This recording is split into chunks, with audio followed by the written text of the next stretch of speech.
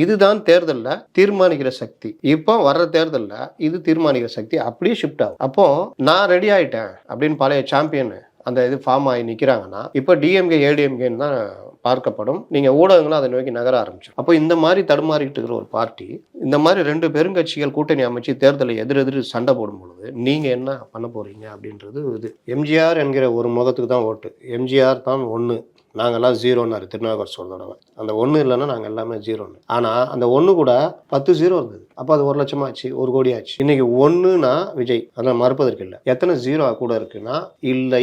அதை தான் நான் சொல்கிறேன். விஜயே 234 அவதாரம் எடுக்க முடியாது, விஜயே 39 அவதாரம் எடுக்க முடியாது. ஆனால் எடப்பாடியுடைய முடிவை மீறி கூட்டணி இருக்கிற தலைவர்கள், 2ஆம் கட்ட தலைவர்கள், அவங்க எல்லாமே நீங்கள் சொன்னபடி தாவேகா கொண்டு வாங்க, நாங்கள் இருக்கிறோம். நீங்க சொன்னபடி திமுக கூட வந்து கொண்டு வாங்க, நாங்க இருக்கிறோம். ஆனா அது 2மே நடக்கலன்றப்போ நாங்க சொல்றது கேளுங்க நீங்க. இல்லாட்டி ஏடிஎம்கே இருக்காது. ஈவன் மிதுன் அவருடைய பையன் வந்து இந்த சர்வே எடுக்கும்போது என்டிஏ இப்ப எந்தமே இல்லை அப்படின்னா என்டிஏ கூட ஃபார்ம் பண்ணா வருமானா வரும், ஆட்சியே பிடிப்போம். எல்லாருமே விஜய் விஜய் விஜய்னு கம்முன்னு இருக்காங்க. வெடிச்சது வச்சுங்க, அவ்வளவு வெடிக்கும். சீமானையும் என்டிஏ குள்ள கொண்டு வரதுக்கான பேச்சுவார்த்தையில் போயிட்டு இருக்குது, முடிவு பண்ணி போய்கிட்டு இருக்கிறாங்க. வருவாரானா வருவாருங்க, நீங்க பாருங்க அப்படின்றாங்க. வணக்கம் சார். வணக்கம். நேற்று எடப்பாடி பழனிசாமி டெல்லிக்கு போயிட்டு அமித்ஷாவை பார்த்து பேசியிருக்காரு, ஃபோட்டோவே வந்துருச்சு. என்ன சொல்கிறீங்க, கூட்டணி இருக்கா இல்லையா? நம்ம தான் ஏற்கனவே பல தடவை பேசியிருக்கோமே. தமிழ்நாட்டில் 3 விதமான இது ஃபார்ம் ஆகும். எடப்பாடி பழனிசாமி இப்போ ஏடிஎம்கே தனியாக இருக்குது, தாவேகா ஏடிஎம்கே சேர்ந்தால் ஒரு ஸ்வீப் பண்ணலாம், பிஜேபி தனியாக நின்றோம், சீமான் இவங்க தனியாக நிற்பாங்க, ஒரு 4 முனை போட்டியாக இருக்கும் அப்படின்னா. இல்லையா திமுக கூட்டணியிலேருந்து ஏடிஎம்கே பிரித்து கொண்டு வந்து நின்னாங்கன்னா அது ஒரு அணியாக அமையும். இப்போ திமுக உடைய அந்த இது குறைஞ்சிரும், அதுவும் ஏடிஎம்கேக்கு சாதகமாக அமையும். தாவேகா எல்லாருமே 5 முனை போட்டி மாதிரி ஆகிடும் அப்படின்னு. இது எதுவுமே நடக்கலைன்னா என்டிஏ ஃபார்ம் ஆகும் அப்படின்னு ஏற்கனவே பேசியிருந்தேன் இருக்கா.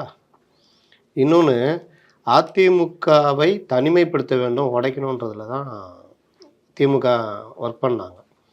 நீங்கள் பார்த்தீங்கன்னா 2017 இவங்க பிஜேபி இதில் தான் இருக்காங்க. அதனால் இவங்களுக்கு கிடைச்ச கெட்ட பேர் ரொம்ப. இந்த சிஏஏ, வேளாண் சட்டங்கள், முத்தலாக்கு, பல விஷயங்களில் இவங்க சிலுவை சுமந்தாங்க. சரி, அதெல்லாம் மீறி தேர்தலில் 21 போட்டிட்டு ஒரு 75 சீட்டு வந்தாங்க, அதெல்லாம் ஓகே. ஆனால் அதற்கு பிறகு பார்த்தீங்கன்னா நீங்கள் 2022-23 பீரியடில் அண்ணாமலை மூலயமா ஆப்ரேட் பண்ண ஆரம்பித்தாங்க. அதிமுகவை கடுமையாக விமர்சிக்கிறது, ஜெயலலிதாவை பேசுறது, அண்ணாதுரை பேசுறது, இப்படிலாம். அப்போ இந்த உரசலை அப்படியே தூண்டி விட்டு இருந்தாங்க. அதுக்கு அண்ணாமலையும் ஒரு கருவியாக இருந்தார். ஒரு கட்டத்துக்கு மேலே இனி நிற்காதுன்னு தான் உடஞ்சிது. அந்த ஈரோடு கிழக்கு இடைத்தேர்தலுக்கு பிறகு ஓபிஎஸ் ஆப்ரேட் பண்ணி போட்டி வேட்பாளர்லாம் போட்டாங்க, ஞாபகம் இருக்கா? இதெல்லாம் பண்ணும்பொழுது லாஸ்ட்டில் அது இனி உறவே இல்லை அப்படின்னு முடிவெடுத்தார். அண்ணாமலையை காரணமாக சொல்லி அந்த கூட்டணி உடைக்கப்பட்டாலும் அதுக்கு பின்னாடி வேறு சில காரணங்களும் இருந்தது. சிறுபான்மையினர் நமக்கு ஓட்டு போடலை, பிஜேபியோட சேர்ந்து பண்ணினா நமக்கு அது பிரச்சனைலாம், அப்படி ஒரு காரணத்தை சொல்லி தான் அந்த முடிவு எடுக்கிறாங்கன்னு பார்த்தோம். இப்போ என்ன மாறிடுச்சு இந்த ஒரு முடிவெடுப்பு? நீங்கள் சொன்ன அந்த முதல் விஷயத்துலேயே நீங்கள் யோசிச்சு பாருங்கள். அதே சிறுபான்மையினர் ஓட்டு போட மாட்டாங்க, பிஜேபியோட இழந்தது இருந்தால் அப்புறம் இப்போ போய் சேர்றாங்கல்ல. இப்போ ஒரு தேவை இருக்குல்ல, அந்த தேவை அப்பவும் இருந்தது. நீங்கள் திமுகவை வீழ்த்தணுன்ற அடிப்படையில் தான் ஒன்று சேர்றாங்க. ஆனால் இந்த நஷ்டங்கள் இருக்குது, சிறுபான்மை மக்களுடைய இது நமக்கு சிக்கலாக இருக்குது, இது எல்லாமே இருக்குதுன்னு தெரிஞ்சும் தான் அவங்க நீடிச்சாங்க. அதுலேயே கை வைக்கும் பொழுது, அதிமுக உள்ளக்க விளையாடும் பொழுது, இதுக்கு மேலே நம்ம விட்டால் அதிமுக உள்ளக்கே இவங்க இல்லாத வேலைலாம் பண்ணுவாங்க.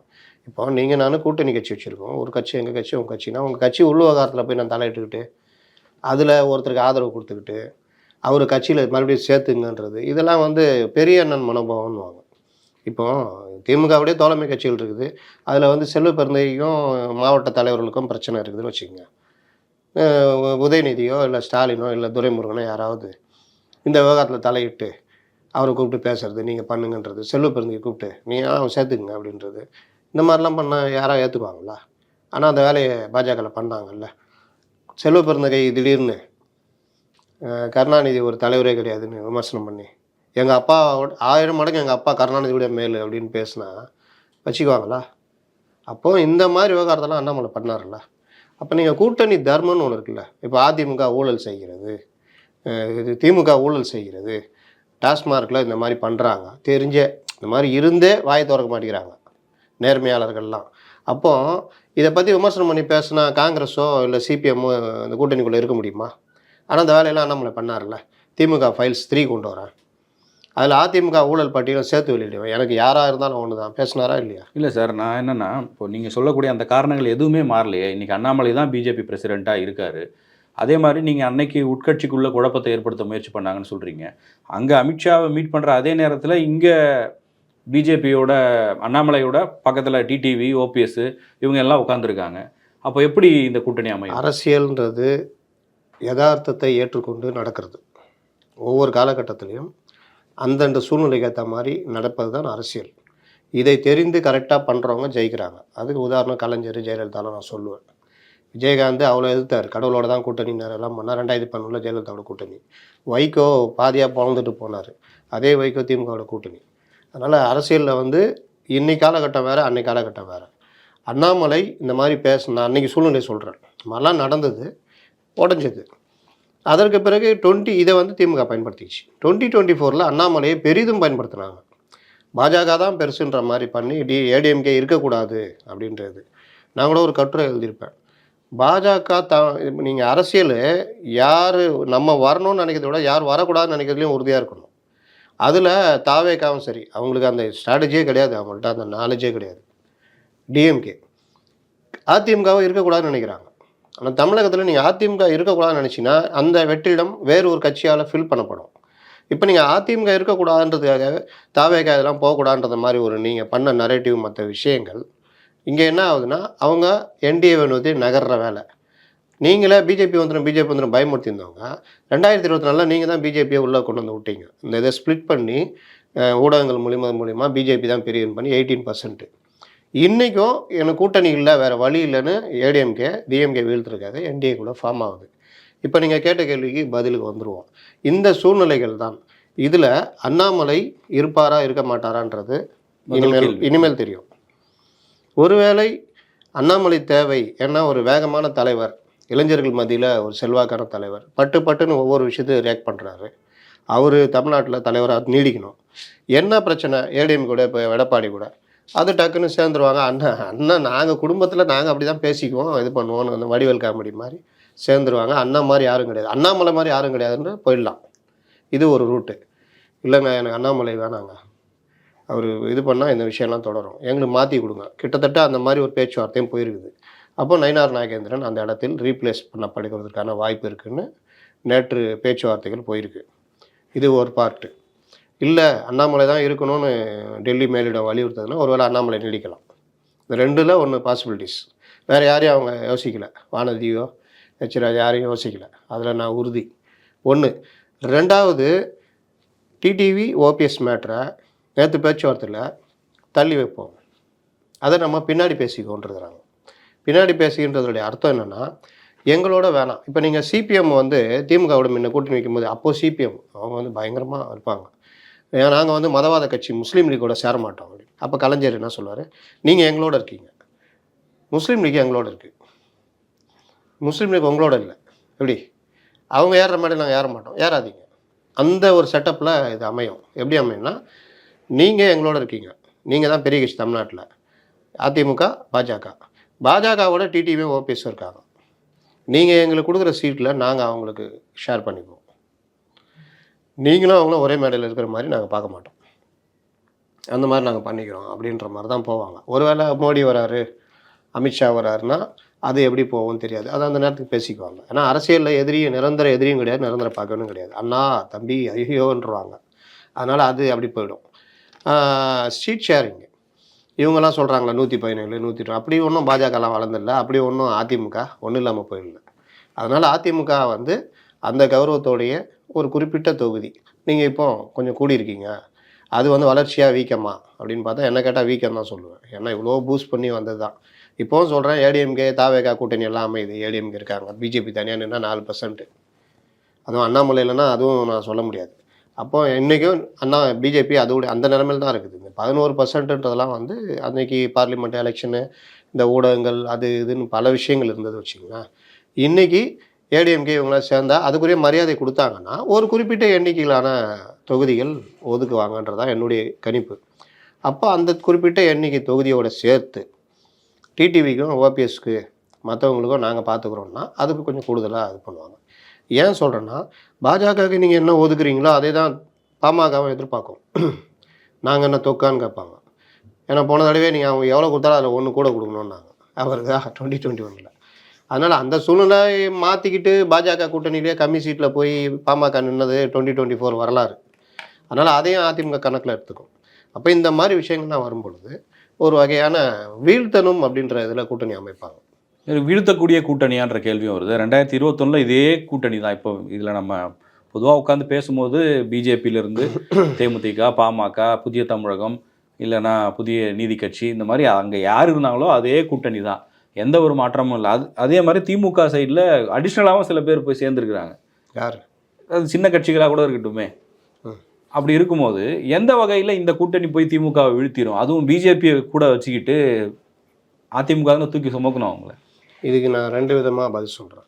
இந்த கேள்வி தான் வருவீங்கன்னு தெரியும். அதாவது 2021 அதிமுக ஆளுங்கட்சி, பாஜக மத்தியில் ஆளுங்கட்சி, என்டிஏ இருக்குது, இதே கூட்டணி இருக்குது, டிடிவி இல்லை. கரெக்டாக? ஆமாம். தேமுதிகவும் அமமுகவும் ஒரு அணியில் இருந்தாங்க. இது ஒரு மைனஸ். 2வது மைனஸ், 5 வருஷம் தொடர்ந்து 10 வருஷம் அதிமுக ஆட்சியில் இருக்குது. 3வது மைனஸ், சிஏ ஆதரிச்சாங்க, அதை ஆதரிச்சாங்க, அதை பண்ணாங்க, இதை பண்ணாங்க, பாஜகவுடைய எல்லா இதுக்கும் இவங்க துணை போனாங்கன்றது. 4வது மைனஸ், ஊழல் ஆட்சி, தூத்துக்குடி பிரச்சனை, அந்த பிரச்சனை, இது பிரச்சனை, இந்த ஆட்சி இருக்கக்கூடாதுன்ற ஆட்சிக்கு எதிரான ஒரு கடுமையான அலை, வெறுப்பு. இன்னொரு மைனஸ், திமுக ஸ்டாலின் முதல்வராக தலைவராக பொறுப்பேற்ற பிறகு 2019 பெருவாரியான வெற்றி, 50%க்கு மேலே வாக்குகள் வாங்கி ஒரு சமூக நீதி கூட்டணி, ஸ்டாலின் தான் வராரு, விடியல் தர போகிறாரு அப்படின்னு ஸ்டாலின் தலைமையில் ஒரு ஆட்சி அமையணும். அவரும் போராடலாம், கவலைப்படாதீங்க, இன்னும் சில நாளில் திமுக தலைமையிலான ஆட்சி வரும், நான் முதல்வராக அமர்வேன், உங்களுடைய பிரச்சனைலாம் தீர்த்துருவேன். டாக்டர்கிட்ட போவார், உண்ணாவிரதம் படுத்து கிடப்பாங்க, இவரும் படுத்துக்குவார், சொல்லுவார், வருவார். நர்ஸுகள்கிட்ட போவாங்க, நர்ஸுகள் செவிலியர்கள் போராட்டத்தில் கலந்துக்குவார், சொல்லுவார், வருவார். போக்குவரத்து தொழிலாளி போராட்டம் போவார், கவலைப்படாதீங்க, நீ வாபஸ் வாங்க, நான் பார்த்துக்கிறேன்னுவார். அப்போது எல்லாருக்குமே, பத்திரிகையாளர்கள் மத்தியில், சமூக ஆர்வலர்கள் பலரும் இவர் கொஞ்சம் சாஃப்டான டைப், கலைஞர் மாதிரி கூட கிடையாது, இவர் வந்தார்னா இதை பண்ணுவார், அதை பண்ணுவார். ஒன்று. திமுக தேர்தல் அறிக்கை, அதை பண்ணுவார். தேர்தல் அறிக்கை தயாரிக்கும் போதே வாங்க நீங்கள் உங்கள் குறைய சொல்லுங்கள், நீங்கள் சொல்லுங்கள். அதுக்கு ஒரு குழு போட்டாங்க, டிஆர் பாலு, கனிமொழிங்களாம். அவங்க போய் பேசி கல்வியாளர்கள்ட்ட, அவங்கள்ட்ட, இவங்கள்ட்ட, ஐயோ இது மாதிரியா, இவ்வளோ ஒரு இதுவா, சிறப்பாக அமையன்ற மாதிரி எல்லாம் எதிர்பார்த்தாங்க. நம்மளாம் நினச்சோம் இப்படி ஒரு டீம் ஃபார்ம் ஆயிருக்கு, 50% ஓட்டு 2019, இந்த அணி அப்படியே இருக்குது. இங்கே பார்த்தீங்கன்னா தூத்துக்குடி துப்பாக்கி, சாத்தான்குளம் மேட்ரு, அது இது 10 வருஷம் ஆட்சி முடிஞ்சது இவங்க கதை. 96 மாதிரி அடித்து நகர்த்த போகிறாங்கன்னு பார்த்தா 74, 75 சீட்டு வராங்க, 39% வராங்க, இவங்க 45% வராங்க, ஆட்சியே பிடிக்கிறாங்க. மெஜாரிட்டிக்கு இதெல்லாம் பிரச்சனையே இல்லை. ஆனால் ஸ்வீப்புன்னு பார்த்தா இல்லை. இங்கே ஏன் இந்த மாதிரி இவ்வளோ வந்துட்டாங்களே, பரவாயில்லையே அப்படின்னு அந்த இதெல்லாம் எடுத்து பார்த்தா, ஆனால் பாவீங்களா, 20 தொகுதி டிடிவியை சேர்த்துருந்தா ஜெயிச்சிருக்கலாமேடா, இன்னும் வந்திருக்கலாமே, 100 தொகுதிக்கு மேலே வந்திருக்கலாமே, திமுகவுக்கு இன்னும் நெருக்கடியாக இருக்குமேனு. அப்போது யதார்த்தம் என்னென்னா, நான் இப்போ சொன்னேன், அவ்வளோ மைனஸ் இருந்து டிடிவியை சேர்க்க மாட்டேன்னு இவர் அமித்ஷா சொல்லியும் சேர்க்க மாட்டேன்னு இருந்து 75 சீட்டு சேர்த்துருந்தா அது வேறு. இவ்வளோ ப்ளஸ் இருந்து அவ்வளோ மக்களுக்கு வெறுப்பு இருந்து பார்த்தா ஸ்வீப் இல்லை. இப்போ வரேன், நான் இப்போ இங்கே சொன்னேன்ல, ஆட்சிக்கு எதிரான வெறுப்பு, கட்டுமான எல்லாம் இந்த சைடு இருக்குது. கூட்டணி கட்சிகள் அப்போ எப்படின்னா ஒரு பலமாக இருந்தாங்க. ஐயோ இவங்களோட கம்யூனிஸ்டுகள் இருக்கிறாங்க, மார்க்சிஸ்டுகள் இருக்கிறாங்க, இவர் இருக்கார், அவர் இருக்கார், திருமா இருக்கார், இன்றைக்கும் அப்படியே சமூக நீதி கூட்டணி. ஆனால் இன்னைக்கு ஆட்சிக்கு எதிரான எந்த விஷயத்துலையும் இவங்க வாய் திறக்காமல் இன்னும் முட்டு கொடுத்து பல வகையில் பேரை கெடுத்துக்கிட்டு இருக்கிறாங்க. அப்போ இவர்கள் மேலே நம்பிக்கைன்றதை, முக்கியமாக நம்பிக்கை இழந்தது யாருன்னா மார்க்சிஸ்ட் கம்யூனிஸ்ட் கட்சி மேலே சுத்தமாக நம்பிக்கை மக்களுக்கு போயிடுச்சு. திருமாவளவன் அந்த விசிகா மேலேயே நம்பிக்கை போயிடுச்சு, இவர்கள் நமக்காக நிற்க மாட்டாங்க அப்படின்றது. நீங்கள் இப்போ கூட நேற்று கூட ஒரு அந்த தேசிய தாழ்த்தப்பட்டோர் ஆணைய தலைவர் பார்த்துட்டு இந்த இதில் நெல்லையில் அதிகமாக நடக்கிறதுன்னு அவர் ஒரு பேட்டியை கொடுத்துட்டு போகிறாரு. அப்போ இந்த அளவுக்கு ஒரு இதுக்கு திருமாவளவன் மற்றவர்கள் வாய் திறக்க மாட்டேங்கிறாங்க, மற்ற விஷயங்களுக்கு தேவையில்லாமல் முட்டு கொடுக்குறவெல்லாம் பண்ணுறாங்க. இது இல்லாமல் இவங்களுக்குள்ள கூட்டணி பிரச்சனை இருக்குது. 2021 எப்படி இருந்ததுன்னா, நாங்கள் வரணுங்க ஆட்சிக்கு, அட்ஜஸ்ட் பண்ணுங்க அப்படின்னு. இந்த தடவை நான் இங்கே வந்துட்டீங்கல்ல, எங்களுக்கு அட்ஜஸ்ட் பண்ணுங்கன்ற மாதிரி, நீங்கள் இவ்வளோ பிரச்சனை மாட்டிகிட்டு இருக்கிறீங்கள, இந்த இது மாட்டுறீங்க டாஸ்மார்க்குன்னு, உங்கள் சிலுவை நாங்கள் சுமக்கணுமா? அப்போ 6ன்றது இனிமேல் ஒத்துக்க மாட்டோம், 16 கொடுங்க, இப்படி வரும். ஏன்னா அங்கே டீம் ஃபார்ம் ஆகிடுச்சு, வெயிட்டாக இருக்குது.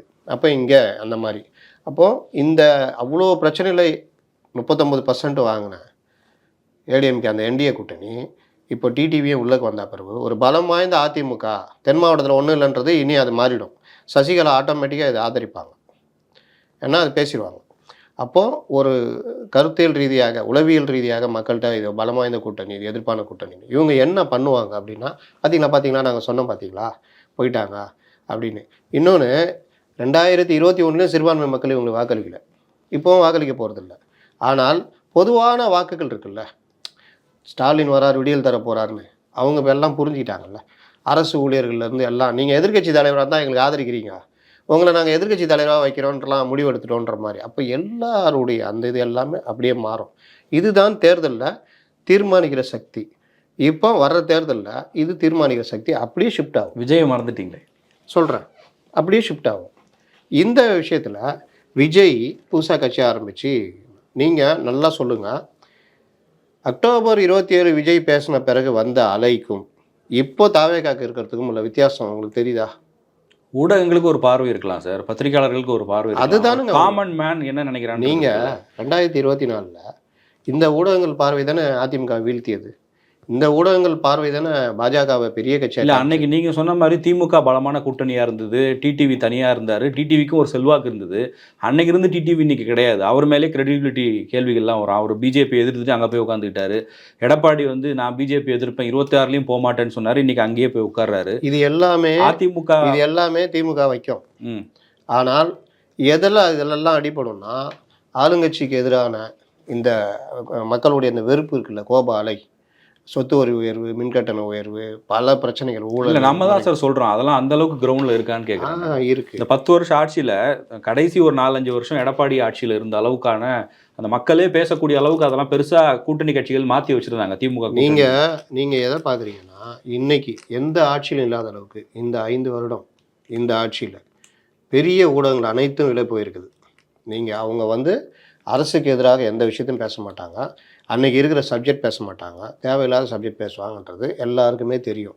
நீங்கள் என்ன திமுகவுடைய வெற்றி என்னென்னா, ஒரு கருத்தை உருவாக்குவதில். இன்றைக்கி கூட ஒருத்தர் பேசிடும்போது சொன்னார், நீங்கள் சொல்கிறதெல்லாம் உண்மை, ஆனால் இந்த மாதிரி மும்மொழி கொள்கை, இந்த டெலிமினேஷன், இந்த மேட்டர்லாம் பெருசாக எடுத்து பேசுவாங்க.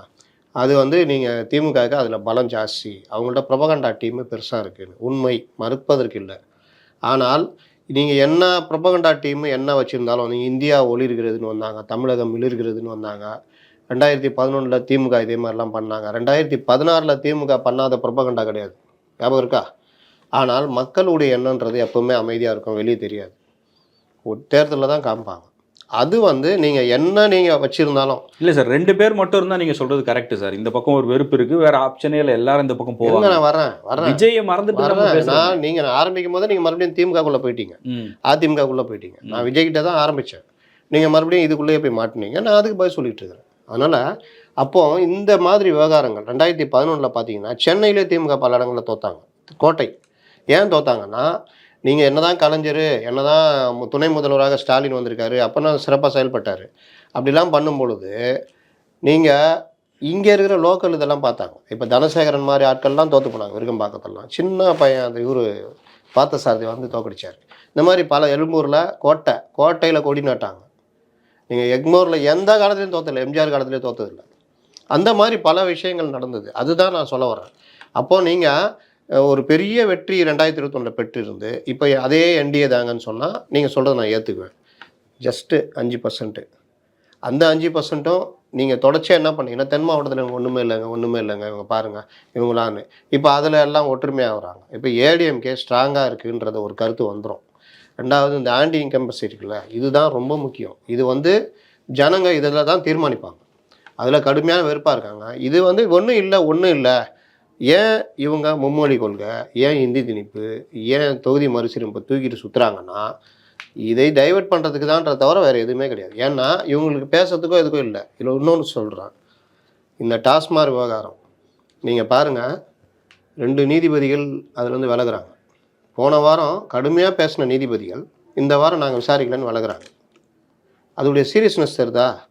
செந்தில் பாலாஜிக்கு டெல்லியில் எனக்கு நோட்டிஃபிகேஷன் எங்கள் கிளையண்ட்டுக்கு நீங்கள் கேட்டதுக்கான இது வரல, அதனால் அது நான் வந்து தாக்கல் பண்ணல, பதில் சொல்லணுன்னா கடுமையாக கோவப்பட்டிருக்காங்க நீதிபதிகள். என்ன பண்ணுறீங்க?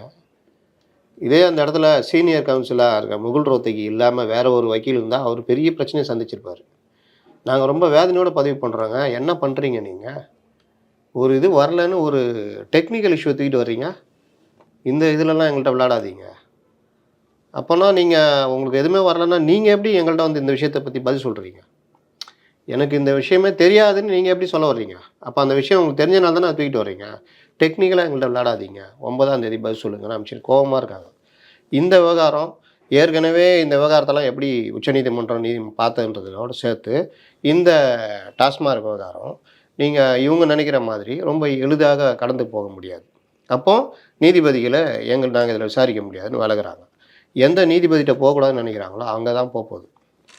அப்போது அந்த நீதிபதி புது அமர்வு உக்காந்ததுன்னா இந்த இந்த இந்த கேள்வியெலாம் கேட்டாங்களே, இது எல்லாத்தையுமே ரிஜெக்ட் பண்ணி விட்ருவாங்க.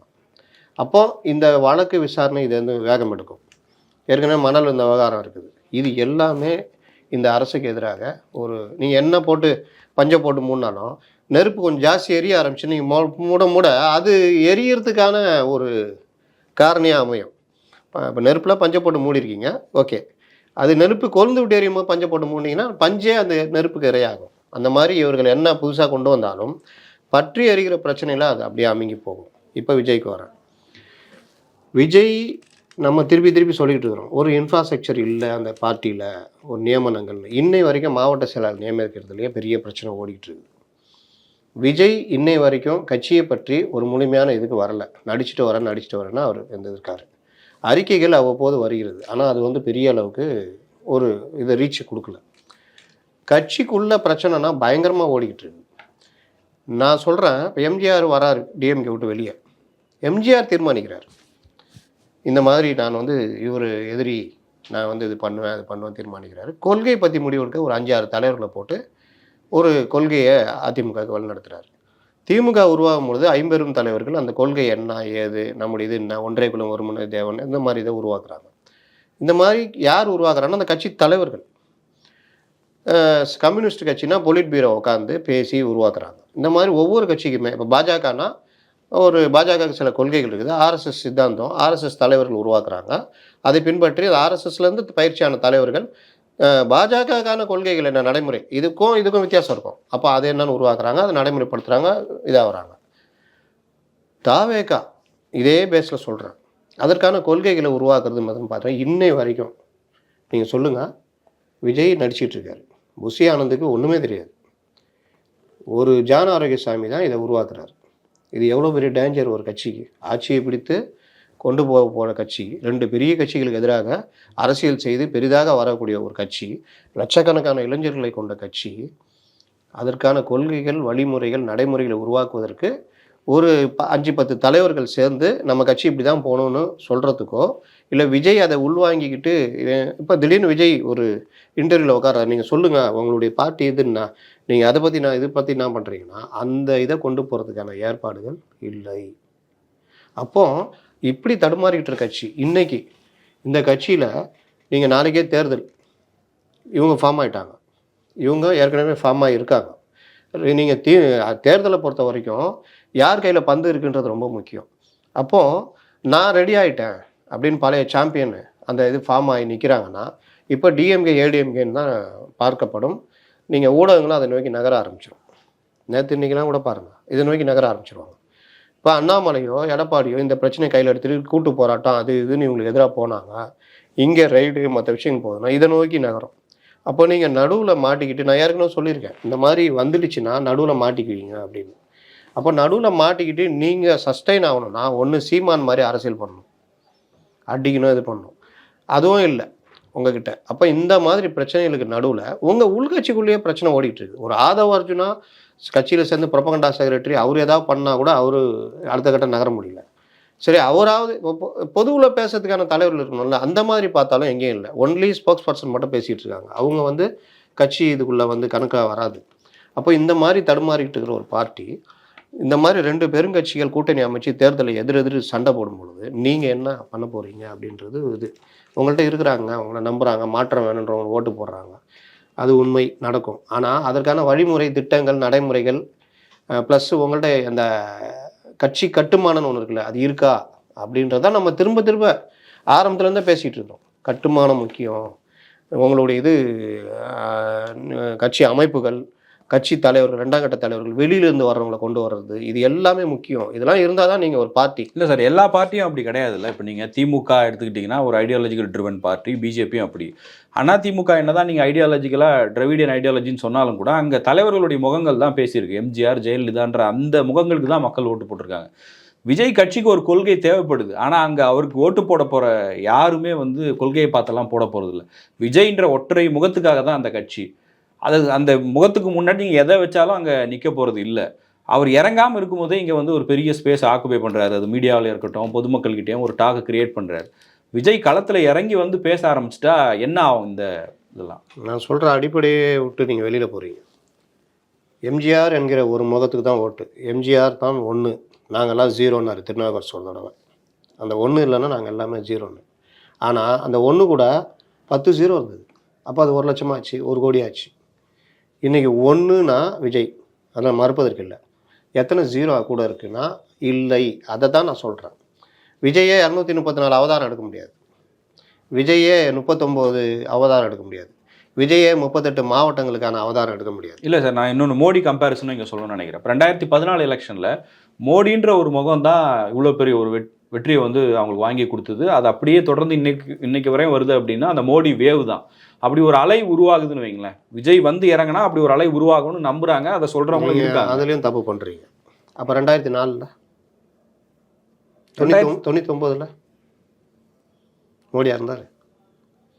பாஜக என்கிற ஒரு அமைப்பு இருக்குது. அது 1982 அதுக்கு முன்னாடி ஜனசங்கமாக இருந்தது. 82 பாஜக உருவாகி அது ஒவ்வொரு இதுலேயும் முயற்சி எடுக்குது. 2 சீட்டு 3 சீட்டுன்னு காங்கிரஸை வீழ்த்த முயற்சி எடுக்குது. 1989 தேசிய முன்னணி அமைப்புக்குள்ளேயே பாஜக இருக்குது. 89 அதுக்கப்புறம் அந்த மண்டல் கமிஷன் இதுக்கு எதிராக, தங்களுடைய இதுக்கே எதிர்ன்னு அந்த ரத யாத்திரை இதெல்லாம். அப்போது அந்த அமைப்பு உருவாக்குறதுக்கு ஒவ்வொரு காலகட்டத்தில் ஒவ்வொரு தலைவர்கள் வந்தாங்க. அத்வானி, வாஜ்பாய், ராஜ்நாத் சிங்கு, முரளி மனோகர் ஜோஷி, ஜஷ்வந்த் சிங்கு, பல தலைவர்கள். நீங்கள் அப்படியே தான் அடுத்தடுத்து தமிழ்நாட்டிலையும் எடுத்துக்கிட்டிங்கன்னா உங்களுக்கு இளைய கணேசன் பொன்னாரிலேருந்து பலர் அப்படியே வருது. இந்த கட்டமைப்பில் 2014 வரும்பொழுது இதற்கு ஏற்ற ஒரு லீடர்ஷிப் கொண்டு வரணும் அப்படின்னு குஜராத் மாடல்னு ஒன்று. நல்லா கவனிங்க, வெறுமனே ஏதோ மோடிலாம் கொண்டு வரல. மோடி ஒரு ஸ்டேட்டுடைய சீஃப் மினிஸ்டராக இருக்கார். அந்த ஸ்டேட்டு செம்மையாக இருக்குது, சிறப்பாக இருக்குன்னு கருத்தை உருவாக்கிட்டே வராங்க. இங்கே சோமவர் கொண்டு 2002 பாருங்கள் மோடி அது குஜராத் மாடல் அது இதுன்னு. இது எல்லாத்தையும் திட்டமிட்டு கரெக்டாக கொண்டு அந்த இடத்துல பாஜகவுடைய பார்லிமெண்ட் வேட்பாளராக மோடி அறிவிக்கப்படுகிறார். இதுதான் நடந்தது. அதனால் நீங்கள் கட்டுமானம் ஒன்று இருந்ததுனால தான் மோடின்ற குஜராத் முதலமைச்சர் பிரதமர் வேட்பாளராக அறிவிக்கப்பட்டு நிறுத்தப்பட்டார். அந்த பிரதமர் வேட்பாளருக்கும் கட்சிக்குள்ள பிரச்சனை, ராஜ்நாத் சிங் போன்றவர்கள் கூட இருந்து பார்த்துக்கிட்டாங்க. அந்த கட்டுமானம் மோடி சாதாரணமாக கொண்டு வரலைங்க. மோடிக்கு பின்னாடி ஃபர்ஸ்ட் டைம் இந்த டீம் ஒர்க்கு, அதான் எப்படி நிற்கணும். இல்லை சார், நான் தான் கம்ப்ளீட்டாக அதுக்குள்ளே நான் போகல சார். இல்லை நீங்கள் சொல்கிறதுக்குள்ளே தான் நான் வர்றேன். இல்லை நீங்கள் வெறுமனே விஜய்னா விஜய் மோடி நீங்கள் பார்த்தீங்கன்னா உலக நாடுகளுக்கு போகிறார். இவங்கெல்லாம் கிண்டல் பண்ணுவாங்கல்ல, பேச தெரில அது இதுன்னு. அது பேசணும்னு அவசியம் இல்லை. மோடி ஒரு மேட்டர் கிடையாது. அப்போ மோடி எப்படி நிற்கணும், எப்படி வரணும், இந்த கொள்கையில் என்ன, இந்த தமிழ்நாட்டுக்கு வந்தாருன்னா திருக்குறள் பற்றி பேசணும், இதெல்லாம் இருக்குல்ல, அதெல்லாம் இந்த அமைப்பை உருவாக்கி மோடிக்கு கொடுத்து மோடின்ற ஒரு நபரை ஒரு பெரிய லீடராக கொண்டு வராங்கல்ல, இந்த அமைப்பு முறைகள் ப்ளஸ்ஸு மோடி இங்கே வந்தாலும் இங்கே இருக்கிற செட்டப் இருக்குல்ல, இங்கே விட்டுருங்க, தமிழ்நாட்டில் கட்சி இல்லை ஏதோ ஓரளவுன்னு வச்சுக்கோங்க. மற்ற மாநிலங்களில் ஒடிசாவில் என்ன முடிவு எடுக்கிறாங்க, நவீன் பட்நாயகம் மோடியும் சேரலான்னு. அங்கே ஒடிசாவுடைய மாநில தலைவர் வேணாம், எப்படி சேர்ந்தாலும் நம்ம ரெண்டாவது இடம் தான் இருப்போம், எதிர்த்து நிற்போம் பார்த்துக்கலான்னு. எதிர்த்து நின்னா பார்லிமெண்ட்டாக இவங்கள்ட்ட ஆட்சி இவங்கள்ட்ட வருது. அப்போ மோடி போய் அங்கே எதாவது பண்ணாரா? அங்கே ஒரு செட்டப் உருவாகுது. அந்த செட்டப்புக்கு மோடின்ற ஒரு பிம்பம் தேவைப்படுது. அப்போது அடிப்படை கட்டுமானம் இருக்கணுன்றேன். இது இல்லாமல் நீங்கள் எவ்வளோ பெரிய லீடராக இருந்தாலும், வைகோவை சொல்லுங்கள், கலைஞருக்கு இணையாக பார்க்கப்பட்ட லீடர். அந்த செட்டப் இல்லை, அவரால் எதுவும் பண்ண முடியல. அவரே கூத்தாடி போட்டு உடைச்சானுன்ற மாதிரி அந்த இதெல்லாம் சூழ்நிலையில் பயன்படுத்த. இல்லை சார், இன்னைக்கு டேட்டுக்கு யோசிச்சோன்னா இங்கே 3 பேர் தான் பிரைமரி ஃபோர்ஸ் அப்படின்னா இன்னைக்கு திமுக, எம்கே ஸ்டாலின், இன்னொரு பக்கம் எடப்பாடி பழனிசாமி.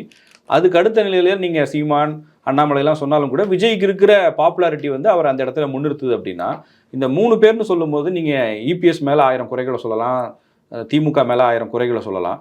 விஜய்னு வரும்போது நம்ம குறை சொல்றதே வந்து அவர் கட்சிக்குள்ள பிரச்சனைன்னு சொல்றோம், அவருக்கு பின்னாடி ஜான ஆரோக்கியசாமி மட்டும்தான் இருக்காருன்னு சொல்றோம். வேற ஏதாவது அவருக்கு குறைகள் இருக்கா? மக்கள் அதை பார்ப்பாங்களான்னு கேட்குறேன். நான் சொல்ல வர்றது வந்து அது கிடையாது.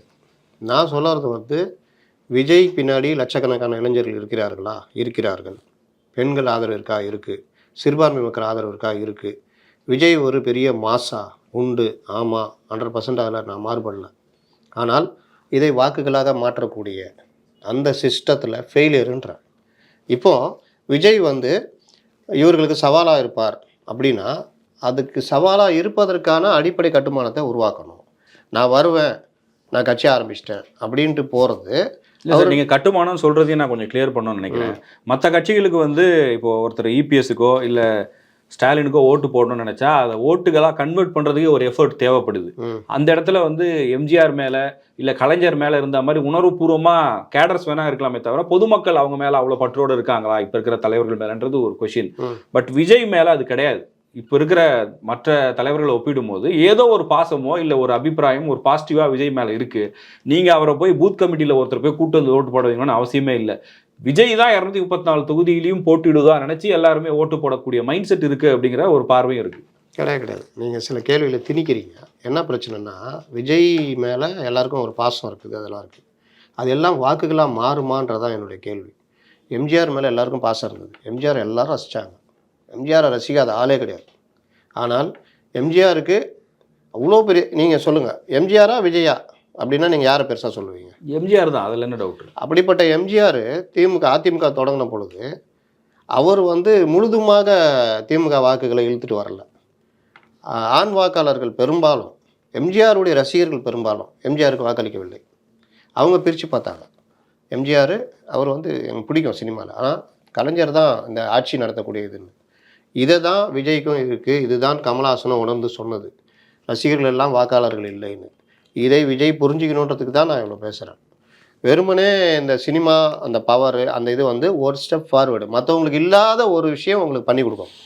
இப்போ நீங்களும் நானும் போய் ஒரு விஷயம் சொன்னோன்னா எடுபடாது. நம்மளை விட்டுருங்க. ஒரு இப்போ டிடிவி தினகரனோ இல்லை வேறு யாரோ ஒரு பெரிய தலைவர் 10 ஆண்டுகளாக திருமாவளவன் வச்சுக்கோங்க, அவர் போய் ஒரு கருத்தை சொல்கிறாரு, விஜய் சொல்கிறாருன்னா அது பயங்கரமாக எடுபடும். அதுக்கு காரணம் சினிமாவில் அவர் கட்டமைச்ச அந்த பிம்பம். ஆனால் அதற்கு பிறகு அதை வாக்குகளாக மாற்றுவது, இவர் நமக்கு தான் அப்படின்றத அந்த வாக்குகள் போய் விழுறது இருக்குல்ல, அந்த தேர்தல் களம், அந்த போர், அதுக்கு தயாராகிட்டிங்கன்னா அது இல்லை. ரொம்ப சிம்பிளாக சொல்கிறேன். ஒரு வேட்பாளர் தேர்வே நீங்கள் திமுகலையோ அதிமுகலன்னா அவனுக்கு எப்படின்னு தெரியும். ஒரு வேட்பாளர்னால் அவன் வந்து ஐடி ரிட்டர்ன்ஸ் ஃபைல் பண்ணியிருக்கணும், அவனுடைய சொத்து கணக்கு பல விஷயங்கள், வேட்பு மனுவை நிராகரிக்காமல் இருக்க ஒர்க்கு நடக்கும். நீங்கள் ஒரு மாவட்ட செயலாளர் தேர்வில் கூட இன்னை வரைக்கும் தடுமாறிட்டு இருக்கிறீங்க. இன்றைக்கும் 25 மாவட்ட செயலாளர் போடல. நீங்கள் நேற்று ஆரம்பிச்சிட்டாங்க, இன்றைக்கி நீங்கள் கேட்குறீங்கன்னு 1.25 வருஷம் கடந்து போய்கிட்டு இருக்குது. இல்லை, வெளியிலேருந்து கட்சிக்கு வர்றதுக்கு ரெடியாக இருக்காங்க. ரெடியாக இல்லைன்னு இல்லை, அவ்வளோ ஆதரவு. யாரையும் நாங்கள் உள்ளே விட மாட்டோம் அப்படின்னு. இந்த விட மாட்டோம், இவர் வேணாம் அவர் வேணாம் இல்லை, அப்படி ஒரு டிசிஷன் எடுத்திருக்காங்க. அதை நான் எப்படி வேணாலும் நம்ம இன்டர்பிரேஷன் பண்ணலாம்ல. இந்த உள்ளே விட மாட்டோம், இவர் வேணாம் அவர் வேணான்னு தீர்மானிக்கிறது விஜய் தீர்மானிச்சார்னா நான் இந்த கேள்வியை கேட்க மாட்டேன். உசியானந்த் தீர்மானிச்சார்னா நான் கேட்க மாட்டேன். தீர்மானிக்கிறது ஒரு ஸ்ட்ராட்டஜிஸ்ட். அந்த ஸ்ட்ராட்டஜிஸ்ட்டுக்கு வந்து அது வேலை கிடையாது. அதை கூட இவர்கள் புரிந்து கொள்ளவில்லை. விஜய் நியமித்த ஸ்ட்ராட்டஜிஸ்ட் தானே? ஆமாம், விஜய்க்கு தெரியாமல் அது நடக்கும். ஏங்க நீங்கள் வந்து ஒரு டிரைவரை வைக்கிறீங்க வேலைக்கு, ரொம்ப நான் இதுக்கு போகணும், டி நகர் போகணும், அடையாறு போகணுன்னா அவர் போவோம். அவர் வந்துட்டு சார் இன்றைக்கி என்ன குழம்பு, நீங்கள் இன்றைக்கி சாம்பார் வைக்காதீங்க சார், இன்றைக்கி வந்து இது சாப்பிட்லாம் அப்படின்னா, ஏய் நீ யார், நீ போய் கீழே வண்டிக்கிட்டு இருன்னு தான் சொல்லணும். புரியுதா? அவர் வேலையை அவர் செய்யணும். ஸ்ட்ராட்டஜிஸ்ட்டுகள் நீங்கள் எங்கே வேணால், இப்போ பிரசாந்த் கிஷோரை டிஎம்கே யூஸ் பண்ணிச்சு, திமுகவில் யார் இருக்கணும்னு சொன்னார்? இல்லை திமுகவில் வெளியிலேருந்து ஆளை கொண்டு வந்தாங்க, அவங்களெலாம் சேர்க்கக்கூடாதுன்னு சொன்னாரா? அது கிடையாது. கட்சி இந்த மாவட்டத்தில் இந்த இஷ்யூவில் இந்த பிரச்சனை இருக்குது, இந்த மாவட்டத்தில் இந்த தலைவர் அந்த இஷ்யூக்கு எதிராக இருக்காரு, அவரை கரெக்ட் பண்ணுங்க, இல்லை அவரை இது பண்ணுங்க. இதுதான் ஸ்ட்ராட்டஜிஸ்ட் ஒர்க்கு. இந்த இஷ்யூவை கையில் எடுத்தால் பெருசாகும், கட்சிக்கு வந்து இந்த இடத்துல மைனஸ் இருக்குது, இதை எடுக்கணும், இந்த இஷ்யூவை பற்றி பெருசாக பேசணும், ப்ரொபகண்டா பண்ணணும், அப்போ இந்த பிரச்சனை பின்னுக்கு போயிடும். இதுதான் ஸ்ட்ராட்டஜிஸ்டோட ஒர்க்கு. ஆனால் இங்கே காளியம்மாள் வரக்கூடாது, மருது அழகராஜ் வரக்கூடாது, இவர் வரக்கூடாது, அவர் வரக்கூடாதுன்னா நீங்கள் உங்கள் வேலை அது கிடையாது. உங்கள் வேலை அது கிடையாதுன்னு சொல்கிறதுக்கான இடத்துல இவங்களே இல்லைன்றேன். இப்போ புஷி ஆனந்த் அவர் கூட சேர்ந்துட்டு இது பண்ணிகிட்டு இருக்காரு. விஜய் வந்து ஹலோ உங்கள் வேலை அது கிடையாதுங்க, அது நான் பார்த்துக்குறேங்கன்றது கிடையாது. ரெண்டாவது யார் கூட கூட்டணி சேரணும் சேரக்கூடாதுன்றதையும் விஜய் தான் தீர்மானிக்கணும், புஷி ஆனந்த் தீர்மானிக்கணும், வெங்கட்ராமன் தீர்மானிக்கணும். கட்சியை நம்ம எப்படி கொண்டு போக போகிறோம்? இப்போ ஒன்றும் இல்லை, பிஜேபி கூட போகக்கூடாதுன்றதுல தெளிவாக இருந்தார் எடப்பாடி. போகவே கூடாது, போனால் இப்போவும் சொல்கிறேன், இது வேணால் தற்காலிக வெற்றியாக இருக்கும், 26 வெற்றியாக இருக்கும். ஆனால் நீண்ட காலம் இதுன்னு பார்த்தீங்கன்னா அதிமுகவுக்கு சிக்கல். இல்லாத வேலைலாம் பண்ணுவாங்க, உங்களுக்கு சிறுபான்மை சுத்தமாக நம்பிக்கை இழந்துருவாங்க, நீங்கள் பல விஷயங்களில் நீங்கள் பண்ண வேண்டியது இருக்கும், சிக்கலை சந்திக்க வேண்டியிருக்கும். ஆனால் எடப்பாடியுடைய முடிவை மீறி கூட்டணி இருக்கிற தலைவர்கள், 2ஆம் கட்ட தலைவர்கள், அவங்க எல்லாமே நீங்கள் சொன்னபடி தாவேக்கா கொண்டு வாங்க, நாங்கள் இருக்கிறோம், நீங்கள் சொன்னபடி திமுக கொண்டு வாங்க, நாங்கள் இருக்கிறோம். ஆனால் அது ரெண்டுமே நடக்கலைன்றப்போ நாங்கள் சொல்கிறது கேளுங்க நீங்கள், இல்லாட்டி ஏடிஎம்கே இருக்காது, எது வேணால் நடக்கும், கட்சி செதறி போயிடும். அந்த இடத்துல விஜய் கால் ஊனிடுவார், இல்லை பிஜேபி கால் ஊனிடும். அப்போ நம்ம சுத்தமாக ஒன்றும் இல்லாமல் போயிடும், உங்கள் தலைமையே இருக்காது அப்படின்னு. ஈவன் மிதுன் அவருடைய பையன் வந்து இந்த சர்வே எடுக்கும்போது என்டிஏ இப்போ எந்தமே இல்லை அப்படின்னா என்டிஏ கூட ஃபார்ம் பண்ணால் வருமானா வரும், ஆட்சியே பிடிப்போம். ஏன் இதை நீங்கள் மிஸ் பண்ணுறீங்க? உங்களுக்கு நீங்கள் தானே முதலமைச்சர். அப்போ அதிமுகவும் மறுபடியும் சஸ்டெயின் ஆகிடுது. அப்போ நீங்கள் பவரில் வந்துட்டால் மீடியாவிலேருந்து எல்லாமே மாற்றி பேச மாட்டாங்க, அப்போ எல்லாமே இதாகிடும், ஒரு எதிரி வீழ்த்தப்படுவார். இது லாபம் தானே. சரி, இல்லை கூட்டணி கட்சி கூட்டணியில் வர்றீங்க அப்படின்னாலும் நீங்கள் தானே சிஎம், ஏடிஎம்கே மறுபடியும் உயிர் பெறுதில்ல, ஆட்சிக்கு வந்துடுது, அப்போ அது வேறு மாதிரி ஆகிடும்ல. அப்போது இந்த மாதிரி விஷயத்துக்கு நம்ம ஏன் மறுக்கணுன்ற மாதிரி தான் அவரும் பேசி மிதுன் எடுத்த சர்வே தானே இது. ஆமாம், அந்த அடிப்படையில் தான் இந்த டிசிஷன் போகுது. அது ஒரு பார்ட்டு, பேசுறதுல ஒரு பார்ட்டு. ப்ளஸ்ஸு தலைவர்கள் மற்றவர்கள் சொல்கிறாங்க, நீங்கள் சொன்னது நாங்கள் கேட்டோம், அது நடக்கலை, அப்போ நாங்கள் சொல்கிறீங்க கேளுங்க, நம்மளுக்கு கட்சியை காப்பாற்றணும். நாங்கள் உங்கள் தலைமையை மறுக்கலையே. இப்போ செங்கோட்டையன் கூட என்ன சொல்கிறாரு, உங்கள் தலைமையை நாங்கள் மறுக்கலையே, எங்களுக்கு இப்படி போகணும், இல்லாட்டி சிக்கலாகிடும், கட்சியை காப்பாற்றணுங்க. சசிகலா என்ன சொல்கிறாங்க, கட்சியை காப்பாற்றணும், இல்லை மிஸ் ஆகிடும். டிடிவி என்ன சொல்கிறாரு, பிஜேபி கூட சேர்ந்தால் தான் இதை பண்ண முடியும், இந்த அணியை வரும், இது நடக்கும் அப்படின்னு. அப்போ இது எல்லாம் போகும்போது ஒரு பாசிட்டிவ் முடிவை எடப்பாடி வேறு வழி இல்லாமல் எடுக்கிறாரு. வேறு வழி இல்லாமல் எடுத்தாலும் இனி அதை நோக்கி அவர் பயணம் பண்ண ஆரம்பிச்சிடணும். கரெக்டாக? இங்கே இதை தான் நான் கேட்குறேன். நீங்கள் யாருமே உட்காந்து பேசலை, புஷியோ விஜயோ எல்லாம் உட்காந்து, இல்லை தலைவர்கள், அந்த மாதிரி தலைவர்கள்னு பார்த்தா நான் யாரையும் பார்க்கல. இல்லை சேர்த்துட்டீங்க ப்ரொபகண்டா. இது எல்லாமே இன்னைக்கு வரைக்கும் சார் நீங்கள் சொல்கிறதெல்லாம் இன்னைக்கு வரையும் இந்த விமர்சனம் இருக்குது. விஜய் முதல்ல சொன்ன வார்த்தையில தான் இப்போவும் நிற்கிறதா ஒரு பார்வை இருக்குது. ஏன்னா அவர் என்ன சொன்னார், எனக்கு ஒரு படம் கமிட்மெண்ட் இருக்குது, அதை முடிச்சுட்டா நான் முழு நேரம் அரசியலுக்கு வரேன், படம் முடியல இது வரையும், அது தப்பா இல்லை அவர் வரல, நம்ம 1000 கேள்வி கேட்கலாம். விஜய் வந்து இறங்கிட்டாருன்னா இந்த சுச்சுவேஷன் இப்படியே இருக்குமான்னு நான் கேட்குறேன். அது அவர் கட்சியாக இருக்கட்டும், அப்படிதான் இருக்கும், மாறாதுன்றீங்க. அப்படியே தான் இருக்கும், மாறாது. இன்னும் விஜய் பல விஷயங்களை சந்திப்பார், என்னடா தப்பு பண்ணிட்டோமேன்ற அளவு சந்திப்பார். ஏன் சொல்கிறேன்னா, நான் முன்னாடி சொன்னேன், விஜய் நடிக்கிறார், அவர் ஃபேம் இருக்குது, அவர் தலைவர், ஆனால் கட்சியை அவங்கள்ட்ட ஒப்படைக்கிறார்ல, பொதுச் செயலாளர் பார்த்துக்குங்க, பொருளாளர் பார்த்துக்குங்க, தலைமை நிலை செயலாளர் பார்த்துக்குங்கன்னு. அப்போ அவங்க வந்து இந்த கட்சி கட்டுமானத்தை ரெடி பண்ணி மாவட்ட செயலாளர்லாம் எப்போவோ நியமித்து முடிச்சிருக்கணும். அதுக்கப்புறம் ஒன்றியம் அது இதுன்னு கிட்டத்தட்ட 30,000 பதவிகள் எல்லாத்தையும் பண்ணி முடிச்சிருக்கணும். இது எல்லாம் பண்ணி முடித்து பார்ட்டி செட்டப்பு ப்ளஸ் மாவட்டத்தில் ஆர்ப்பாட்டம் மாவட்டத்தில் லீடர்ஷிப் உருவாகும். இந்த மாதிரிலாம் பண்ணும் பொழுது இது எல்லா செட்டப் இருக்குது. விஜய் முடிச்சுட்டு வராருன்னா டக்குன்னு வந்து உக்காந்துடலாம், அதுக்கப்புறம் விஜய் அது மேலே ட்ராவல் பண்ணலாம். ஆனால் இங்கே அடிப்படையே ஒன்றும் இல்லை, பிரச்சனைகள் வெடிச்சிக்கிட்டு இருக்குது. அந்த ஸ்ட்ராட்டஜிஸ்ட் தான் எல்லாத்தையும் தீர்மானிக்கிறாரு. இன்னொன்று, இந்த கட்சிக்குள்ளே வெளியிலேருந்து வந்தவங்களெல்லாம் இது பண்ணி அவங்கள பயன்படுத்தி ஒவ்வொரு மாவட்டத்திலையும் ஸ்ட்ராங் பண்ணுறோம். 38 மாவட்டம், அதில் வந்து 120 தொகுதிகள் வாரியாக போட்டுட்டோம், 120 140 பேரை போட்டுட்டோம். அவங்கள செயல்படுத்துறதுக்கான ஒர்க்கை கொண்டு போயிட்டோம். எனக்கு புஷிக்கு பாண்டிச்சேரி அரசியல் தான் தெரியும், இப்போ தமிழ்நாடு அரசியல் தெரிஞ்சவர்களை நம்ம சேர்த்துக்கிட்டு ஒரு ஆலோசனை குழு, ஒரு தலைமை நிலைய இது செயலாளர், அந்த தலைமையில் குழு, வழிகாட்டுதல் குழு, இந்த மாதிரிலாம் வச்சுக்குவாங்க. அவங்க இதில் வந்து இவர் இந்த மாவட்டத்துக்கு போகிறாரு, அதை பார்த்துக்குவார். இவர் இந்த மாவட்ட மண்டல தலைவர், மண்டல இது இந்த மாதிரி தென்மண்டல செயலாளர் இதுன்னு அவங்க பார்த்துக்குங்க. இதை புஷி இது அதை வந்து பார்த்துக்கிறது, மேனேஜ் பண்ணுறது, இப்படி எல்லாம் பண்ணும்பொழுது விஜய் வந்து உட்காரும் பொழுது ஒன்றும் பிரச்சனை இருக்காது விஜய்க்கு. ஆனால் அவர் பாவம் கொடுத்துட்டு பணத்தை என்ன பணமோ செலவழிச்சிட்டு அவர் வாட்டில் பாவம் நடிக்கிறாரு, அந்த இதை விட்டு வரப்போறாருன்னு வச்சுக்கோங்க. நீங்கள் இங்கே என்ன பண்ணி வச்சுருக்கீங்கன்றதான் என்னுடைய கேள்வி. ஒன்றுமே இல்லையே. வெளியிலேருந்து யாரையும் உள்ளே விட மாட்டீங்க. சரி, உள்ளே இருக்கிறவங்களுக்காக ஏதாவது பண்ணுவீங்கன்னா அதுவும் பண்ணல. எவ்வளோ நீங்கள் எல்லாருமே விஜய் விஜய் விஜய்னு கம்முன்னு இருக்காங்க. வெடிச்சது வச்சுக்கோங்க, அவ்வளோ வெடிக்கும். நியமனங்கள் நேற்று கூட ஒரு இது பார்க்குறேன், காணொலி ஒரு இது ஆடியோ வருது. மாவட்ட செயலாளர்னு அடித்து போஸ்டர் ஒருத்தர் கேட்குறாரு, ப்ரோ உங்களை நியமிச்சிட்டாங்களா? ஆமாம் ப்ரோ நியமிச்சிட்டாங்க. கட்சி எதுவும் அறிவிக்கலையே. இல்லை சொல்லிட்டாங்க. சொல்கிறது எப்படி சரியாக இருக்கும்? யார் சொன்னா? பொதுச் செயலாளர் சொன்னார். பொதுச் செயலாளர் சொன்னால் கூட எப்படி கட்சியை அறிவிக்கணும்ல உங்களை மாவட்ட செயலாளர் போட்டாங்க அப்படின்னு. இதெல்லாம் தெரிந்தா இந்த நடைமுறைகள் எல்லாம். அப்போது தான் இஷ்டம்தான், தான் கட்சி, நான் நினைக்கிறது தான் அப்படின்னு உசியானம் தீர்மானிச்சா கூட தப்பு கிடையாதுன்ற. இந்த ஸ்ட்ராட்டஜிஸ்ட் தீர்மானிக்கிறது எப்படி சரியாக இருக்குன்ற ஸ்ட்ராட்டஜிஸ்ட் வரைக்கும் இது கிடையாது. பிரசாந்த் கிஷோர் வராரு, அவரை என்ன சொல்கிறீங்க நீங்கள் வந்து எது இருந்தாலும் ஜான் ஆரோக்கியசாமி மூலியமாக வாங்க, அவர்கிட்ட சொல்லி அவர் வந்து என்கிட்ட சொல்லிட்டோம், எல்லாரும் வந்து என்னை குழப்பாதீங்கன்னு சொல்கிறீங்க. அப்போ பிரசாந்த் கிஷோர் யார்? ஒரு மிகப்பெரிய ஸ்ட்ராட்டஜிஸ்ட்டு. அவர் வந்து நீங்கள் எப்படி முடிவு பண்ணுறீங்க? நீ ஸ்ட்ராட்டஜிஸ்ட்டு, நீ ஏதாவது சொல்லணுன்னா சொல்லணும். அதுதானே ஜான் ஆரோக்கியசாமிங்க பொருந்தும். நான் சொல்கிறது புரியுதா? அப்போ இவர் தான் தீர்மானிப்பார். ஒருத்தரை உள்ளே கொண்டு வரணும், ஒருத்தருக்கு பதவி கொடுக்கணுன்னா கூட இவர்கிட்ட தான் கேட்பாங்க. இவர் வந்து இல்லை வேணாங்க அவர் வேணாங்க அப்படின்னா கிடையாது. ஒருத்தர் உள்ளே வரணும், அவர் வந்தால் அறிக்கைகள்லேருந்து எல்லாமே வேறு லெவல் இருக்கும். ஒரு புது ஸ்லோகன் நீங்கள் இது எல்லாம் தான் நீங்கள் கட்சி கொண்டு போகும். தமிழகம் வெல்லும், தமிழகம் போராடும், இந்த ஸ்லோகன் ஏன் உருவாக்குறாங்க? இதுக்கு பின்னாடி பல விஷயங்கள் இருக்குது.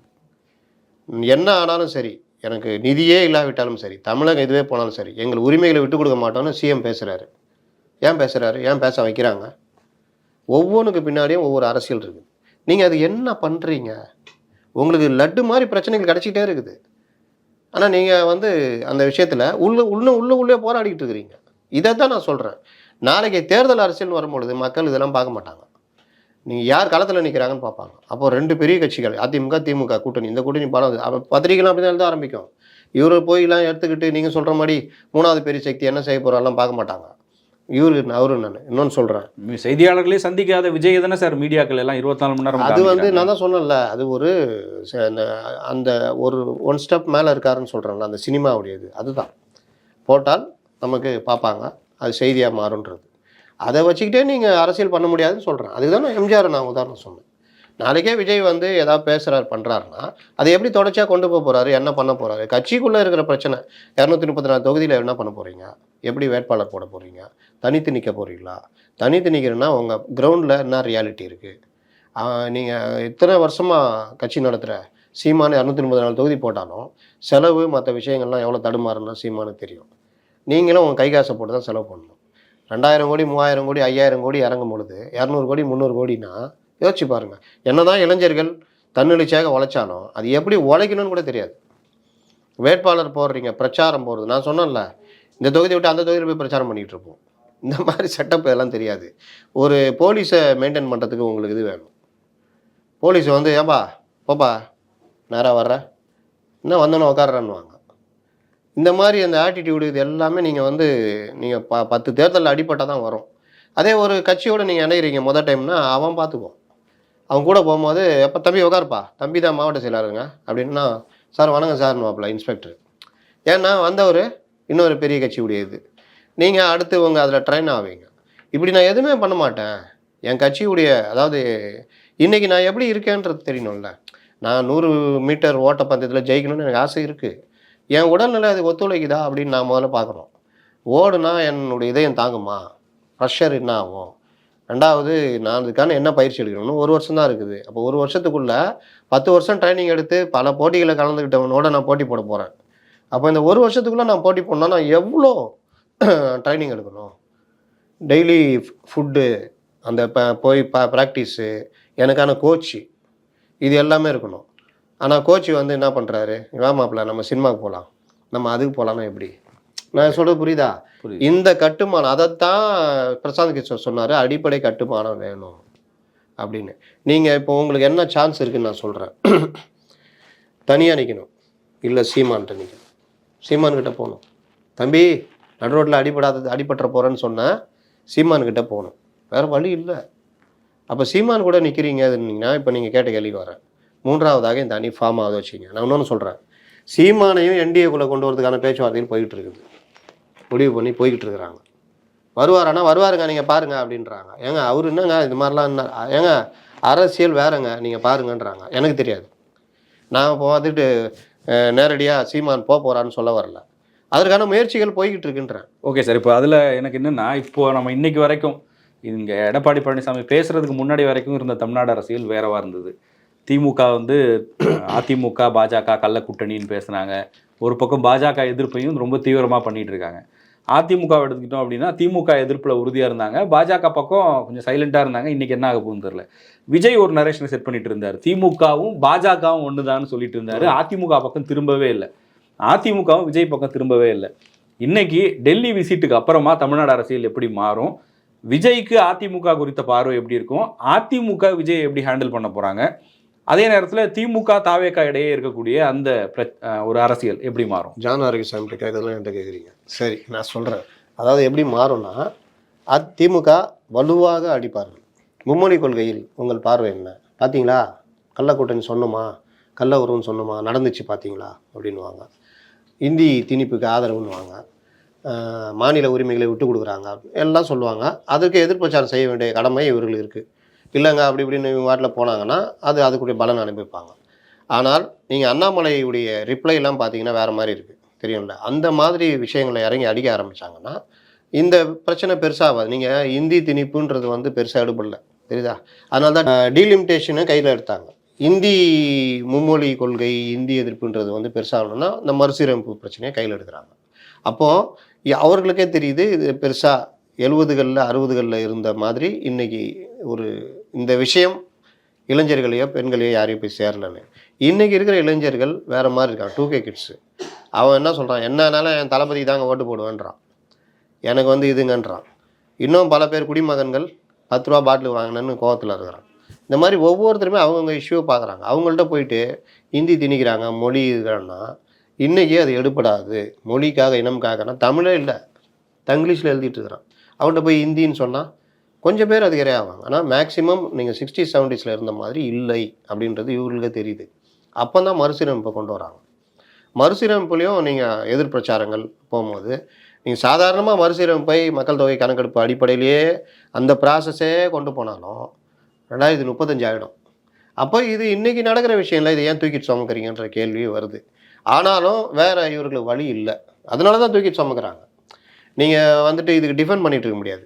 இந்த இது டாஸ்மார்க் மேட்டரை நம்ம வால் வீச்சு வேல் வீச்சு செந்தில் மாதிரி சிலிண்டருக்கு 30 ரூபா எக்ஸ்ட்ரா கொடுக்குறோம் அந்த மாதிரி அப்படின்லாம் நீங்கள் டிஃபெண்ட் பண்ண முடியாது. குடிமகனுக்கு கோவம் வந்துடும். நான் குடிக்கிறேன், காசு கொடுக்குறேன், அது ஏதாவது நல்ல காரியத்துக்கு போகணும்னு பார்த்தா இந்த மாதிரி பண்ணி வச்சுருக்காங்க அப்படின்னு பேசுகிற அளவுக்கு இன்றைக்கி குடிமகன்கள் இருக்காங்க. அப்போ இந்த பிரச்சனை அடிப்படையில் தான் மக்கள் பார்ப்பாங்க. அப்போ இவங்க அதை டைவெர்ட் பண்ணுறதுக்கு தான் பண்ணுவாங்க. அதுக்கு முழுக்க இங்கே தமிழ்நாட்டை பொறுத்த வரைக்கும் பாஜக எதிர்ப்பு அரசியல்ன்றதை வச்சுக்கிட்டு தான் டிஎம்கே அந்த இதை ஓட்டிகிட்டு இருக்கிறாங்க. அதில் பாஜக உள்ளே வந்துடும் கதை விட்டுக்கிட்டு பாஜக உள்ளே வரதுக்கான வேலையெல்லாம் 2024 பண்ணாங்க, வளர்த்து விட்டாங்க. இப்போ பாஜக அவனை தீண்டத்தகாத கட்சியிலன்ற மாதிரி போயிடுச்சு பெரும்பாலான நாட்கள்.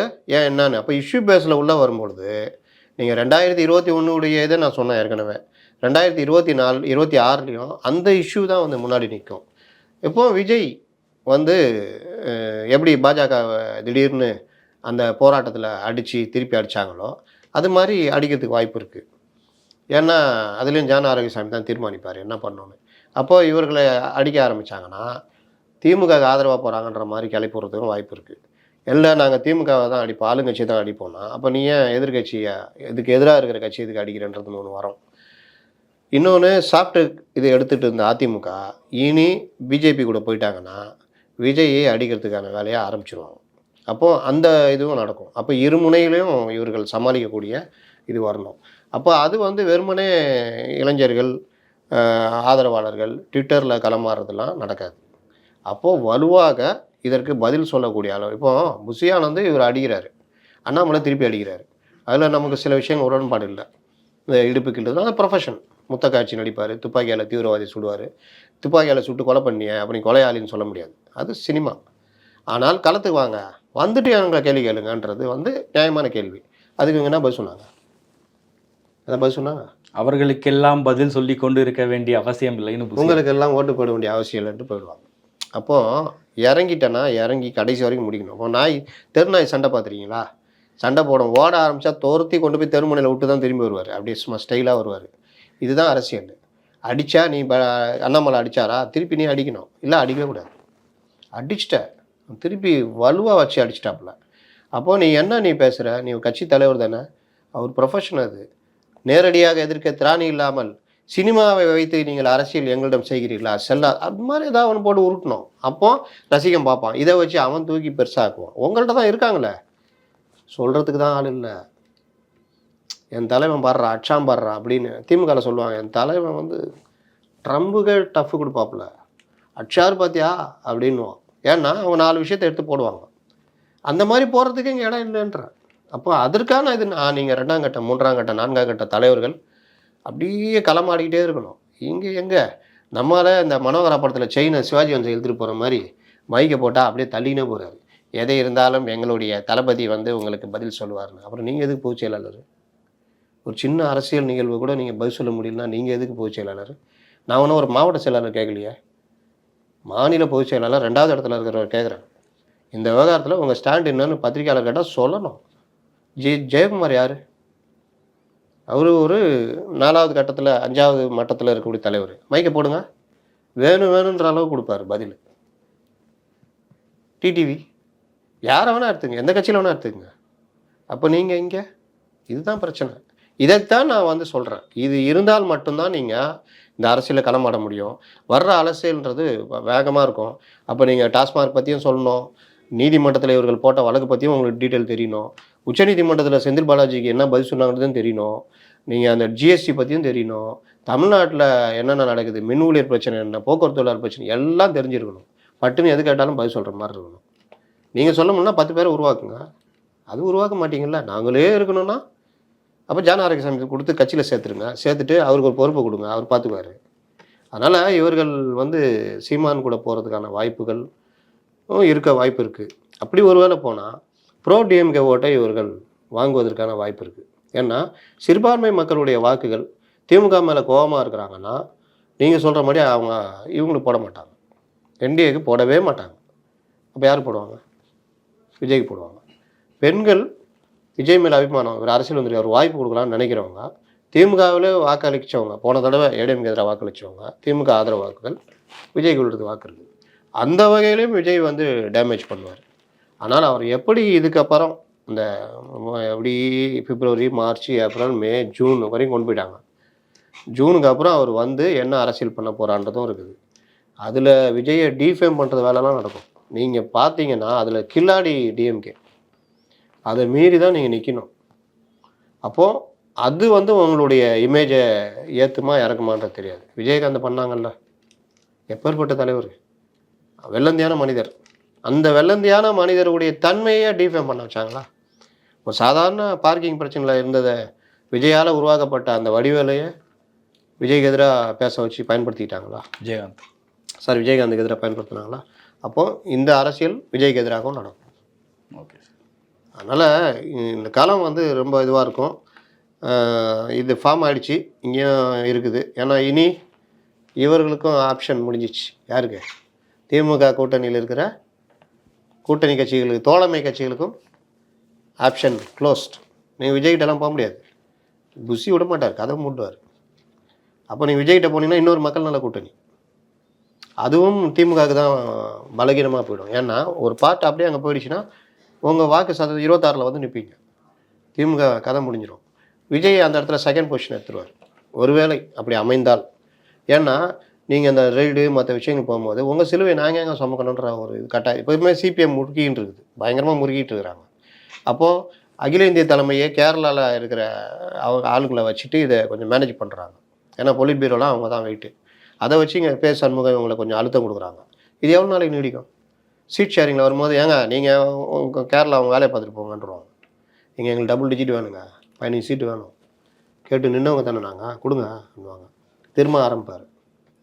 இப்படி ஆரம்பிக்கும் போது சீட் ஷேரிங்கில் பிரச்சனை வரும். நீங்கள் செல்வ பிறந்தகை பண்ணி விட்டீங்கள்ல, இப்போ செல்வ பிறந்தகை ஒரு பிரச்சனையில் மாட்டிகிட்டு இருக்காரு. இதை வச்சுக்கிட்டு செல்வ பிறந்தகை எதிராக மூவ் பண்ணிகிட்டு இருப்பாங்க. இந்த மூவ்மெண்ட்டு எல்லாம் யார் பண்ணுறாங்கன்னு செல்வ பிறந்தகை தெரியும். அப்போ இது எல்லாம் போகும்பொழுது செல்வ பிறந்தகை அவர் தரப்புலையும் காங்கிரஸ் வந்து சீட் அதிகமாக கேட்கும். இது எல்லாமே இவர்கள் சந்திக்கக்கூடிய நெருக்கடியாக அமையும். எப்படி இவர்கள் பாஜகவோட சேர்ந்தனால ஏடிஎம்கே பார்ப்பார் நாங்கள் சொன்னோமான்ற மாதிரி ஒரு மைனஸ் அமையுதோ, சேம் மைனஸ் இங்கே பல இருக்குது. ஜூனியர் சீனியர் பிரச்சனை இருக்குது. இவங்க தான் வேட்பாளர், நீ கிடையாது நீ அப்படின்ற ஒதுக்கு, அதனால வர தகராறு இதெல்லாம் நடக்கும். அந்த நேரத்தில் டக்குன்னு ஒரு டீம் போய் பிஜேபி கூட ஏடிஎம் கூட சேரத்துக்கான வாய்ப்புகள். அதனால் இந்த இது வந்து நீங்கள் 4 வருஷம் சந்திச்சா மலர் பாதையாக இருக்காது. 5வது வருடம் எல்லாருக்குமே முள் பாதை.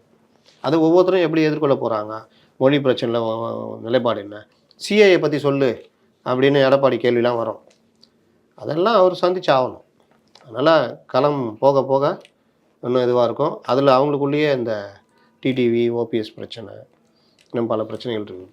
சீட் ஷேரிங் மெயின் பிரச்சனை இருக்குது.